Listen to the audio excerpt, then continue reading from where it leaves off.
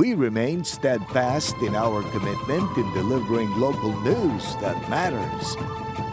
Stories that inspire. Enriching the lives of Filipinos in the Philippines and across the globe. This is your GMA Regional TV. Buong puso para sa Pilipino. Mga balita, gatututukan, subong sa One Western Visayas. 12 oras ka brownout na eksperyensyahan sa dakong abahin sa Iloilo City kahapon. Samtang asod-asod nga brownout, nagluntad man sa Bacolod City. Water scheduling ipatuman sang MPIW sa Iloilo City. Umpisa buwas sa kaagahon, Mayor Jerry Treñas nagpaatag kun nga kabahin ang MPIW sa magarasyon sang tubig sa syudad. Zero tolerance policy ginpahayag sang DepEd 6 nga ginapatuman sa mga kaso sang pagpangabuso sa kabataan.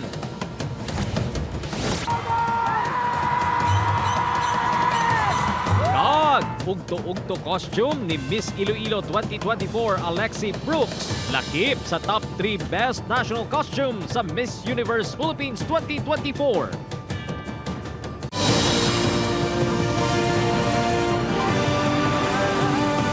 Ini ang GMA Regional TV 1 Western Visayas.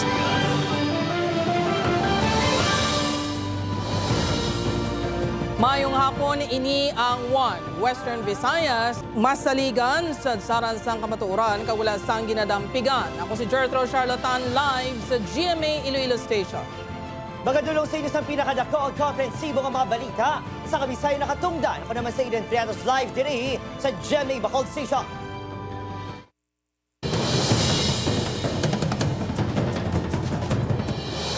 Mga kapuso, malawig nga brownout na eksperyensyahan sa dakong abahin sang Iloilo City proper kag pila ka barangay sa Molo kahapon. Pila ka mga residente temprano pa ginpukaw sang mapaang nga tiyempo.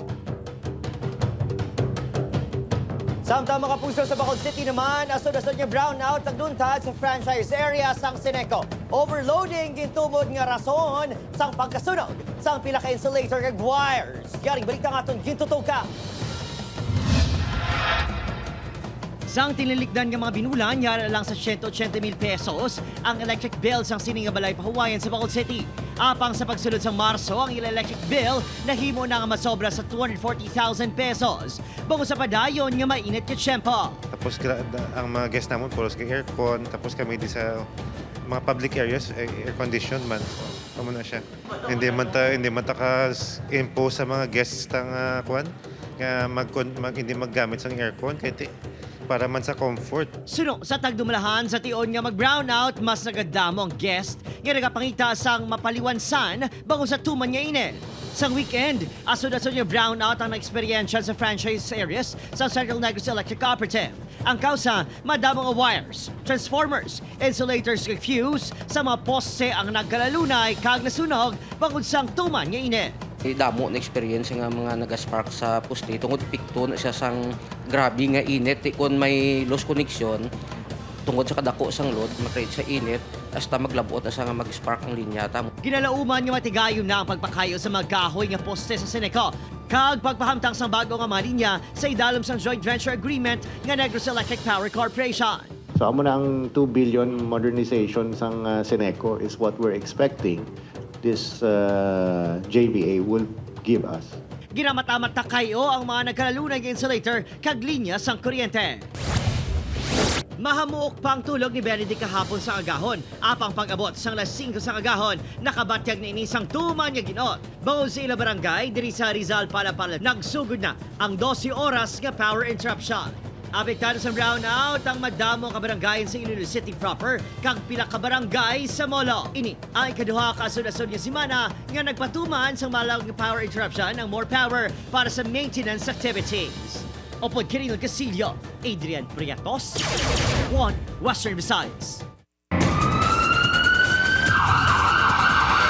Mga kapuso, DepEd 6 na bato na ang incident report angot sa ginaligar pagnusnos ang maestro sang chewing gum sa estudyante. Zero tolerance policy ginpahayag nga ginapatuman sang DepEd 6 sa kaso sang pagpang-abuso sa kabataan.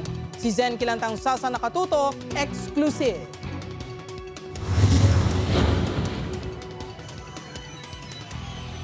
Opisyal nga nabaton sang Department of Education Region 6 sang weekend ang incident report sang Santa Barbara National Comprehensive High School angot sa ginaligar pagnusnos sang maestro nga si Gerald Sinaon sang chewing gum sa baba sang grade 7 student nga si alias Toto. Madumduman nga nakaangkon ini sang gasgas sa nawong kag paghubag sang yababa bangod sang pagbagnos sang bubble gum nga may parte sang kahoy nga nakatapik.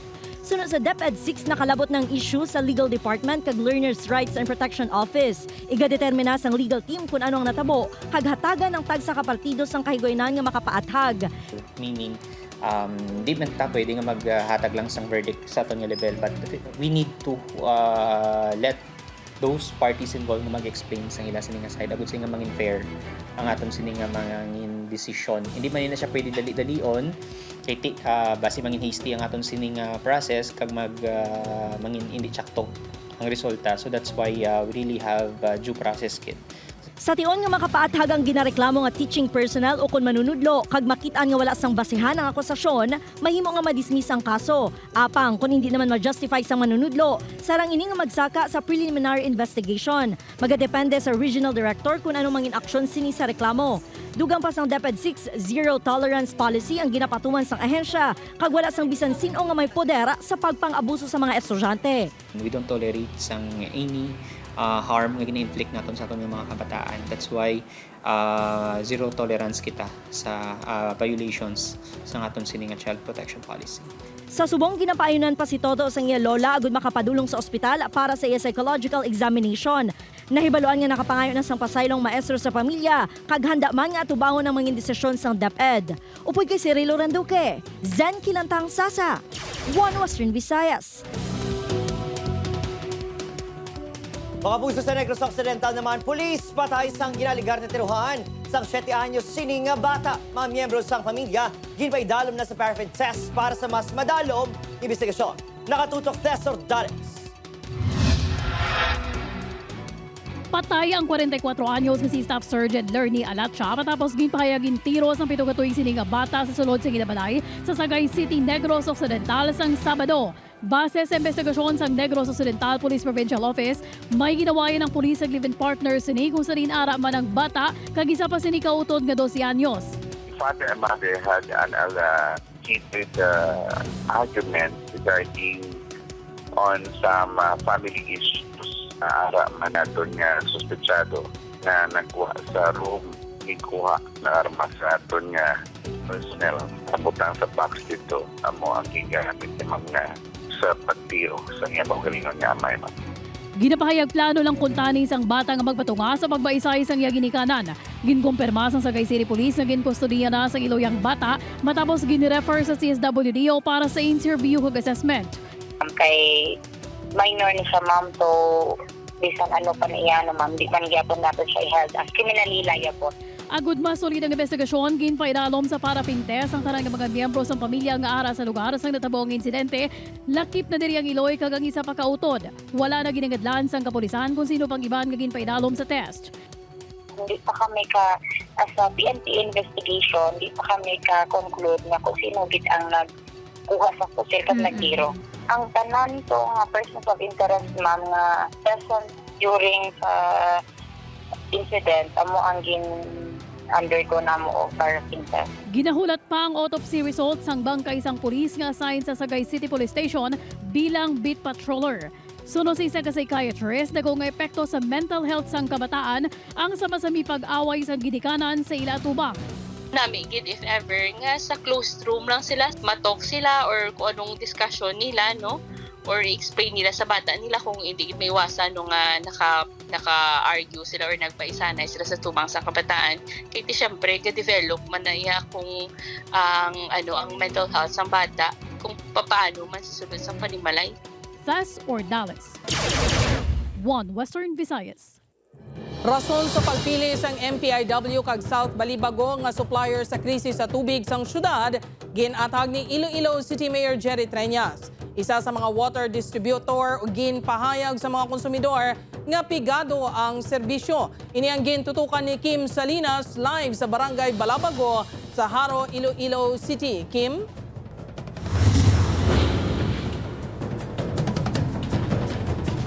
Jert gin sabat sang MPIW ang palamangkotanon na tuhoy sa tuyo nga pagbaligya pa sini sang tubig sa Iloilo City LGU, apisar nagarabo naman ang ila supply.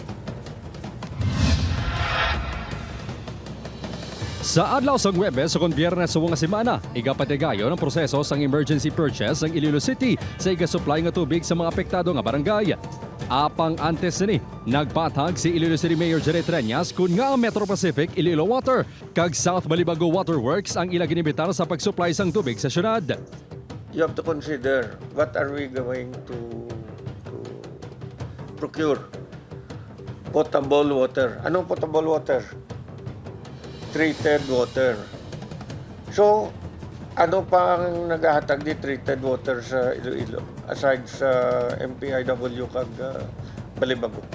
Ini matapos magwa ang isyo nga apisar ginakulang na sa ginasupply nga tubig sa ila konsumidor, ang MPIW ang magabaligya pa sang tubig sa Iloilo City LGU para igarasyon sa mga apektado sang state of calamity.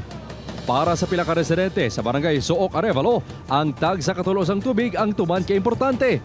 Ganito man ang ilang panghakroy kung maguntat na ang tubod sang tubig sang MPIW. Tama kay kapigado Pirmi lang untat. Kisa wala tubig. Last dos ka nagbugtaw para kasalod ko kay magbugtaw ko alas 5 wala nagtubod. Mas nami gid nga adlaw-adlaw gid magtubod Pero subong gid ga untat gid siya. Patag naman sang MPIW. Amo lang nga amon way kami nag-commit sa madako nga volume nga hindi na mo masalangan. So ang 269, 209 nga volume sufficient. Wala sa significant impact sa regular schedule natin ang volume nga ginatag sa subong. Sumugod buwas sa Abril 30, magapatigayon sang alternate water supply schedule kada adlaw ang MPIW. Tubtob mag-improve ang kondisyon sang tiyempo kag magbalik sa normal ang ila supply. Sa tunga sini, bukas ang Iloilo City LGU sa ibang water supplier nga luyag magbaligya sa Iloilo City Government. Ginalauman sang alkalde nga makasugod na rason sang tubig sa masunod nga semana. Jert, suno sa LGU may posibilidad nga i-share sang duwa ka water distributor ang pag-supply sang tubig sa syudad kung sa diin 70% ang supplyan sang South Balibago kag 30% naman sa MPIW. Jert? Malamogyan nga salamat sa update Kapuso Kim Salinas. Baskog mga kapuso na lakip sa top 3. Best in National Costume ang pambato sa Iloilo City sa Miss Universe Philippines 2024 nga si Lexi Brooks. Upo na pambato sa Southern California kag Tacloban. Napawaw ang audience ng netizens sa pinasik. Karisenyo kag konsepto sa ugto-ugto costume ni Brooks nga himo sa Ilonggo designer nga si Tata Blas Pinuela. Inspirasyon sa disenyo ang ugto-ugto kun orb weaver spider. Madalo maminsay sang costume nga simbolo sang pagpanikasog sa paglabot sang mga handom pareho sang nahimo sa isa ka ugtog-to para lang mabuhi.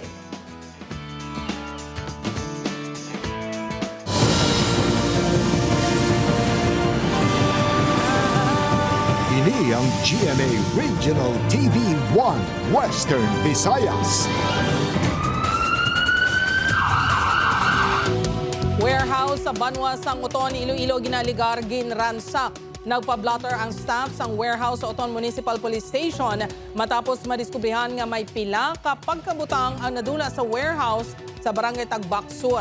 Abril 27, Sabado sang naglakat ang mga empleyado para sa ilang outing. Abril 28 na sang nadiskubrihan nga nadula ang electric motor, circuit breaker kag 4 ka monoblock chair sa warehouse. Ginaimbestigaran na sa Uton Police ang insidente. Nalantaw na mga posible na ra kung matuod manggid nga ginsulod dito kay during that time wala man gid sang tawo to kay nag-allegedly nag-outing sila dito sa Banwa sa San Joaquin tanan nga empleyado sang GM Lubera Concrete Products. So natabuan man nga mo ito pagsulod. So galantaw man kita nga hindi man malayo manigar na basi may mga dati man sila empleyado dira nga gaobra kag naghalina or gid pahalina kay ti na ba nga anabalaan nila nga during that time wala sang tawo dira. Mga kapuso, duha patay lakip ang isa ka minor de edad samtang 3 pilason sang nagbungguan ay ang duha ka motorsiklo sa barangay poblasyon sa Banwa sang San Rafael sa Iloilo. Napatay ang driver sa motorsiklo nga si alias Henson subong man ang angkas nga 7 ka tuig nga bata sa isa pa ka motorsiklo kag ginamaneho naman ni alias Rafi amay isang bata. Sunod sa San Rafael Police, nagsugatay ang 2 ka motorsiklo apang nag-overtake kag nang agaw sang linya si alias Henson rason nga nakabunggo sa motorsiklo ni alias Rafi. Ginapahayag nagtabo si alias Henson kag nakaagom sa patal nga pila sa ulo. Pilaso naman ang angkas sini. Ang angkas ni alias Rafi padayon man yung ginabulong sa ospital. Wala pa makaistorya ang magtimba kampo. Based sa akong nga investigation, ma'am, ang may sala si Henson kay mahana sa malusot, kinagaw yung linya ni Rafi, which is dito na bungguanay sila. Head on.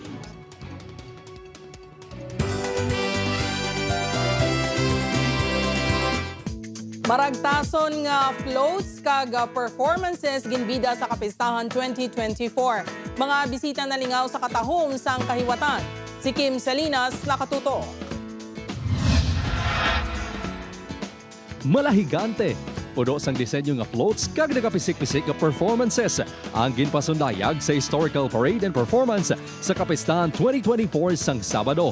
Ginabanta 20 ka mga partisipante halin sa mga kabadohanan sa Capiz, Siyudad San Rojas kag mga balutuan. Ang nagpakita hindi lang sang all-out performances kundi sa manggaranon man nga kultura kag tradisyon sa mga Kapisnon. Ginabanta 20 ka mga partisipante halin sa mga kabanuhanan sa Capiz, Siyudad San Rojas kag mga balutuan ang nagpakita hindi lang sang all-out performances kundi sang manggaranon man nga kultura kag tradisyon sa mga Kapisnon. For the Capiceños to know their roots, kag kung kilala naton ang aton nga mga kaugalingon, nadidevelop man naton ang aton nga sense of pride sa aton nga probinsya kag sa aton nga mga tawo. Pagkatapos ang ilang night shift, diretso na mga ini nga medtech agud maglantaw sang parada.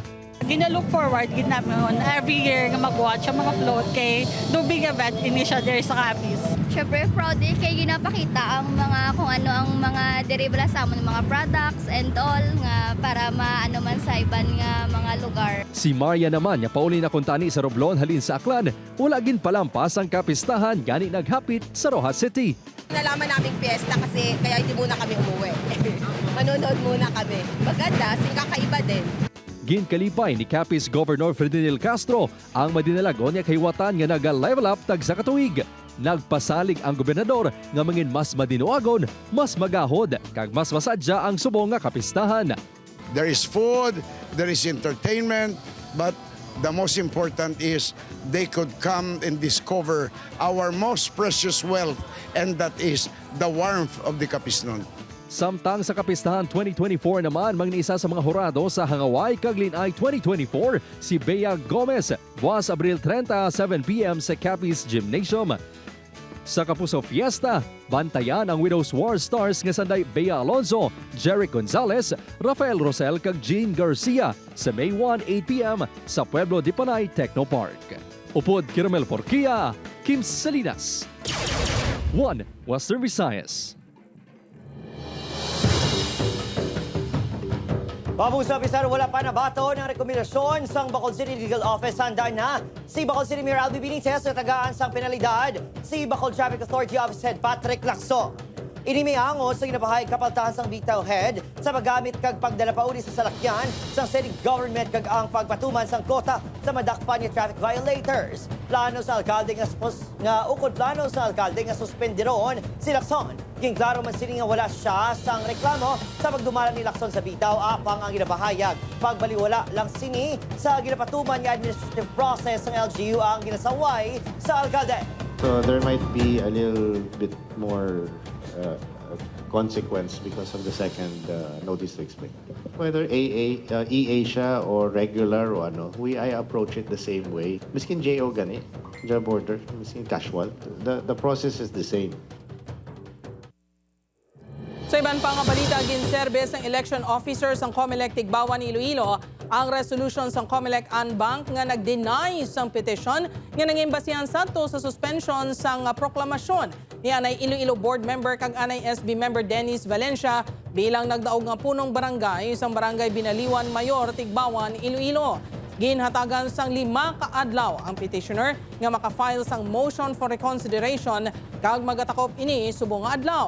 Suno sa election officers ng COMELEC Tigbawan, pananglitan nga wala sa mabaton nga apila ang Office of the Clerk of the Commission sa COMELEC Central Office. Maga-issue ini isang Certificate of Finality agud manginbasihan sa ipagwa nga Certificate of Proclamation sang local COMELEC. Gintingwan sang news team nga makuhaan sang pahayag ang legal counsel sang petitioner pero wala pa sang napagwa nga statement. Na-lift ang iyang order of suspension sa iyang proclamation. 5 days upon receipt of the notice of resolution, pag resolution mismo, entitled sila mag-file sa MR. Buhahin ginahilat ng mga pamumunuyo, kaya manan mo ng sudad natin diga overwhelming na pagdagin natin, kanggit kabansiyan sa kontrana na kontra natin.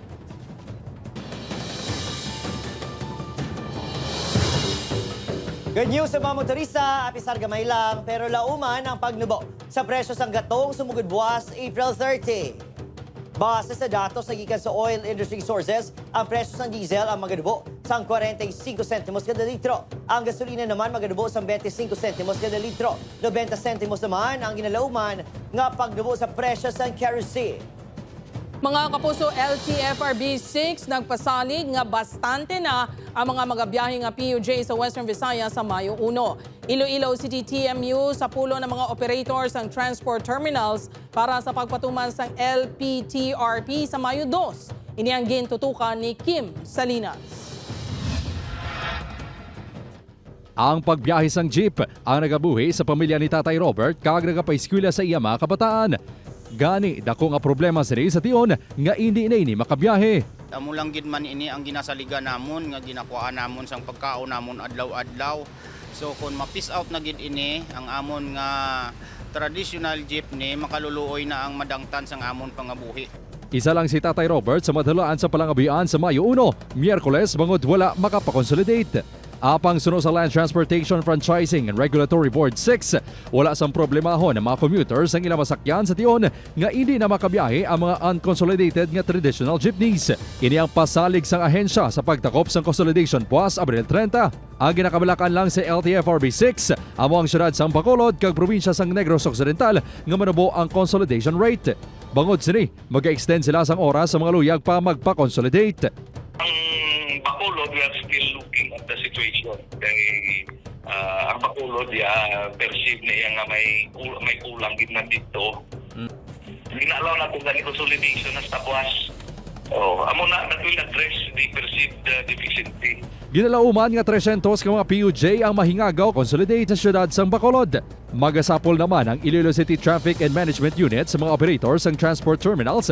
Buwas agad iplastar ang pagpatuman sang full implementation sang Local Public Transport Route Plan sa Mayo 2. Para sa placement sa mga parking, placement sa mga drop-off, and placement sa mga waiting areas so that ini maging systematic ang aton nga operation starting May 2. Nagpasalig man ang ICTMU nga wala sang mas stranded yung mga pasahero apisar ginabanta 200 yung mga PUJ ang hindi na makabiyahe. 1,782 ang awarded units sa Iloilo City. Suro sa LPTRP sang syudad, panugutan nga makabiyahe ang first town PUJ sa syudad, apang yara lang ini sa 25%. Upod kay Hans Desierto, Kim Salinas, 1 Western Visayas.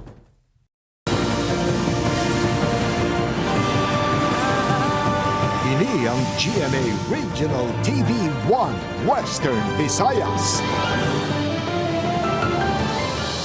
Kapuso sa Bacolod City, pinaka-member operators sa isa ka ruta sa syudad, ginbalabagan ang ilaman mismo modern units nga makabiyahe. Ginpangako nga share sa mga miyembro sa kooperatiba ginapahayag nga wala nahatag. Yaring balita nga itong gintutukan.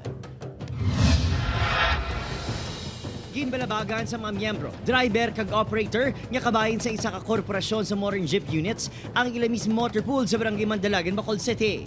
Ang tikang sa mga miyembro sa modern units nga may ruta Fortune Town Central Market ang resulta sa ginapasuni pagpabuyan-buyan sa ila chairman kag mga leader. Humalin sang nagpa-consolidate ang 40 tanan kay jeepney operators and drivers in 2021, wala pa sila kuno may nakuha nga benepisyo, profit share kag financial statements sa inadlaw nga kita. Anong ipakaon namon sa amon nga pamilya? Kayang hindi na kabiyahe ang tradisyonal, hindi pa kami kabiyahe sa amon bus. May pa, wala na lang kami naggastos ng consolidation, wala na kami naggastos ng amon na, bahala na lang patalabahan namon ang amon nga tura-tura. Ginpadulungan ni Vice Mayor Elcid Familiara ng grupo sa kahangawa nga magkinagamo sa lugar. Ilaman lang prayers ini or ayo matubangon sila siyang ila officers. May mga shares of stock sila, certificate of shares of stock na ginakaptan. Kapila na sila mag-request meeting sa ila officers, wala gakato. Ang trend sang modernization, kooperasyon na kooperatiba nagpabagsak. Kag damo-damo, hindi na maintindihan ang nakalabiktima sini. Mga kapilang beses, ginpakigagutan sa news team ang field manager sa korporasyon apang wala ini nagasaba. Hindi maghalin ang grupo sa motorpool tubtob, may mapakita ang leader sa korporasyon nga sarang makasabat sa ila, malaba nga mga palamang kutano. O Kiril Casillo, Adrian Prietos, Western Visayas. Mga kapuso na lumos ang 18 anyos nga senior high school students sang Barosong National High School sa Tigbawan, Iloilo, Biyernes sang kasisidmon. Sa investigasyon sa Tigbawan PNP, nagpadulong sa baybay nga sakop sang Namukon, Tigbawan ang 13 ka estudyante matapos nag-log out sa ila OJT sa isa ka Eco Farm. Diri sa bahin sang baybay nagluntad ang estudyante sunod sa barangay officials sang Namukon. Pila sa ila ang naghampang sa volleyball, samtang ang iban ang naglangoy sa baybay. Nakapadulong sa madalong nga bahin sa baybay ang duha ka estudyante, kagintingwaan pang mabuligan nga ma-rescue. Una nga na-rescue si Julius Lagunday nga naluwas sa Katalagman. Pagkalipas ng isa ka oras nakita ang lawas ni Frank Tayupon, 18 anyos ang gisian Tigbawan. Ginhingagaw pa ini nga dalon sa District Hospital sa Gimbal, pero gindeklarar nga dead on arrival. Kantilado abiyadadra sa nga part na siguro kay nagapataob wala nila guro ma-antisipar. Nakalubong sa siguro sa lapok tapos amo tong ginuna ang isa nga i-survive. Abi nila nabaw pa. Kay hunas mo. Nabaw pero nagpakadto sila dito. Kaya dito ya kay lapok na to. Di madalom na sa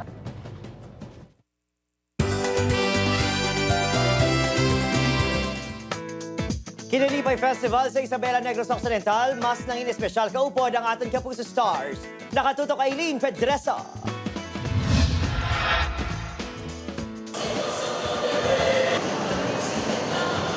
Nangin mas espesyal ang selebrasyon ng Kinalipay Isabela Festival sa Banwasong Isabela sa Negros Occidental bugod present ang Kapuso Stars. Pag-abot pa lang sa Banwa, diretso na sa Prince Clemente, Bruce Roland, Hana Presillas, kag Pekto sa Susu Cultural Center para updan ang nagahulat na fans sa Kapuso Fiesta. Pos-anay sa pagkakalasig members sa asawa ng asawa ko si Bruce Roland, mangun heartthrob siya anay for a night.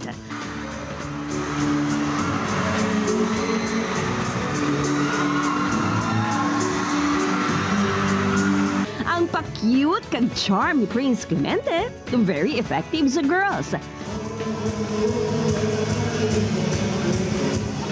Mala-concert performance naman ang dala ni Queen Dam Hana Presillas. Napakainit ng pagtanggap ng mga taga-Isabela. Sobra ang saya ng tao. It was an amazing experience. Super saya, sobrang daming tao, sobrang taas ng energy ng mga tao. And sana makabalik po ako dito soon. Nako, talagang ibang Isabela. Talagang napaka-energetic nila at very lively talagang lahat. Sobrang nag-enjoy ako sa performance ko kanina dahil yung mga tao, punong-puno din sila ng energy. Dako nga bagay para sa LGU officials ang pagbisita ng Kapuso Stars sa mga taga-Isabela. And we're really looking forward to the kind of entertainment na level up bala para sa amo na Banwa. It's really something that people look forward to. It's something that they enjoy.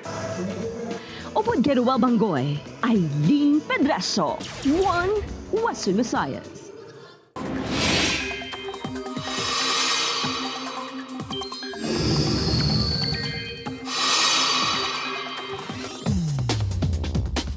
Babong sa base naman sa forecast ng Pag-asa, naglabot sa 42 degrees Celsius ang maximum heat index sa Ross City Cafes sa Bugadlaw.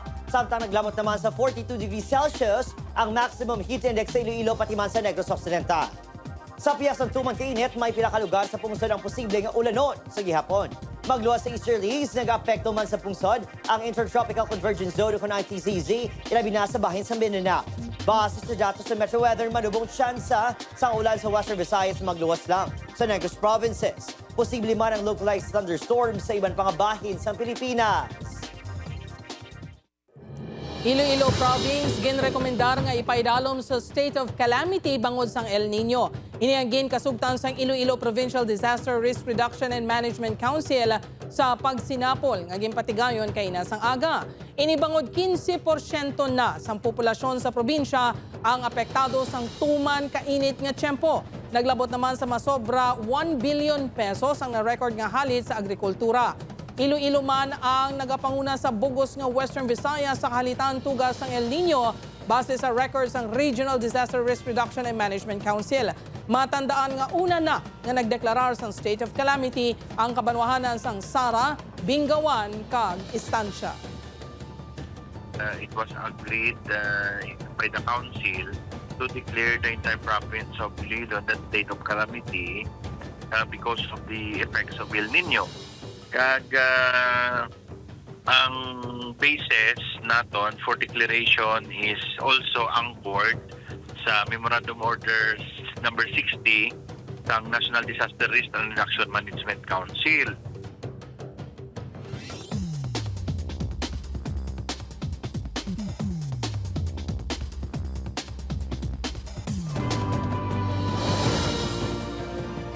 Sa atin mga puso diri sa Western Visayas, nagsubong man sa atin mga puso abroad.